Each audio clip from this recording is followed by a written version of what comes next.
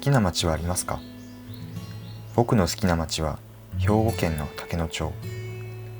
兵庫県の端っこ、日本海に面した小さな港町。久しぶりに竹野町に訪れる朝、電車で行こうと思ったのだけれど、山陰本線が運休計画のようだった。急遽大阪から高速バスで向かうことにした。普通列車でも高速バスでもどのみち 4,5 時間はかかる距離。そんな兵庫県の端っこの町、竹野町。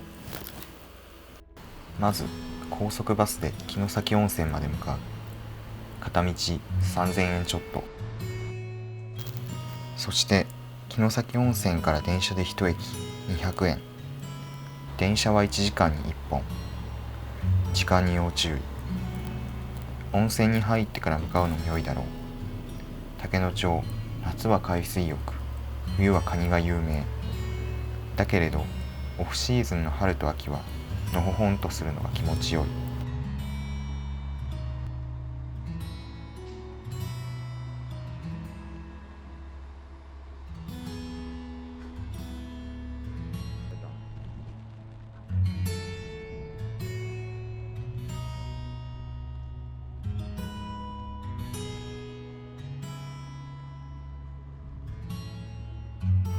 のほほんとするのにお気に入りの宿があって、そちらに向かう。歩いて20分。あいにくの天気で雨が冷たい。ゲストハウス、人泊まる。僕の大好きな宿。この日の夕食は刺身定食。ボリューム満点の船盛りだった。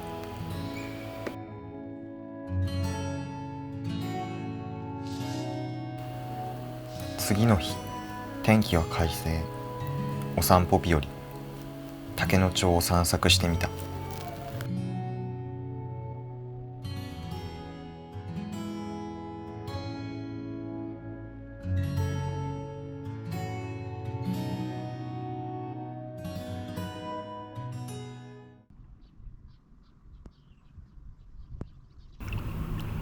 兵庫県の先っぽに行ってみよう。海岸から望むは猫崎半島。猫がお昼寝しているように見える。これが猫崎半島ですね。兵庫県の最北端の最北端、灯台があるらしいんで、ここまで歩こうかなと思ってます。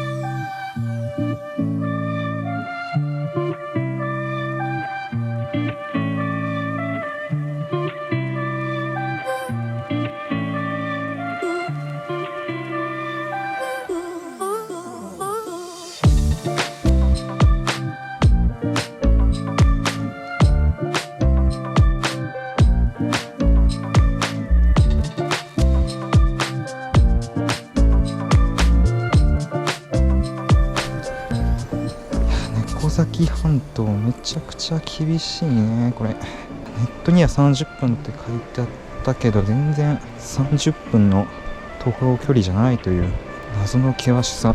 景色は綺麗で、場所的にはすごくいいかなと思うけど、ちゃんと靴とかちゃんとしないと結構怖い場所だね。なんか標高 100m って書いてあったけど、100m こう一気にガッとこう登るような感じで、全然徐々に登っていく感じじゃないから、めちゃくちゃ険しく感じる。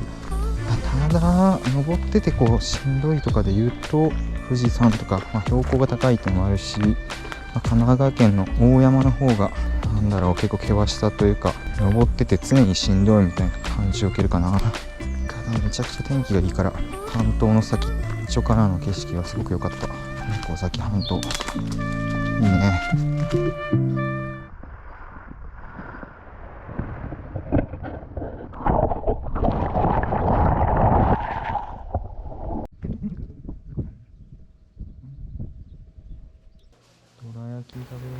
街の散策へ向かう。地元に馴染んだ和菓子屋さんで小腹を満たす。分厚いもち入りどら焼きとみかんまんじゅうがとても美味しかった。移動販売車です。新鮮で美味しいお魚を持ってきました。今日の食卓にいかがでしょうか。おいほらほら。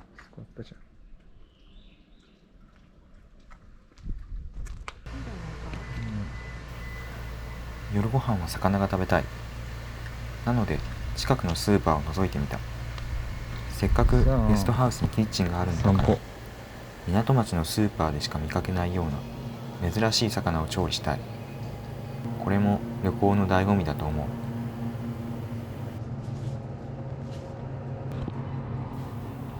そこで見つけたのが深海魚のグベ。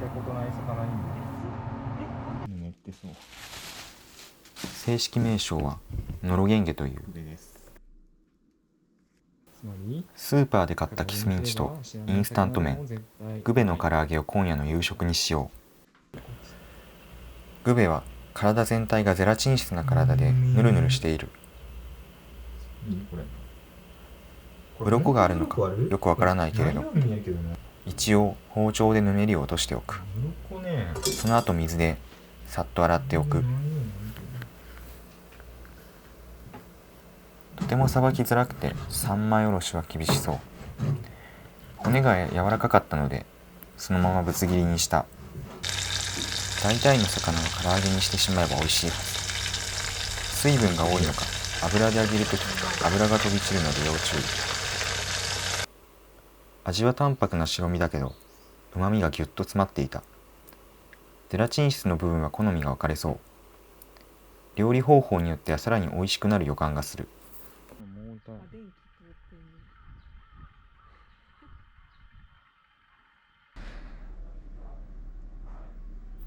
食後、ひととまりには地域の人、宿泊した人が寄贈したそれぞれの好きな本が置いてある。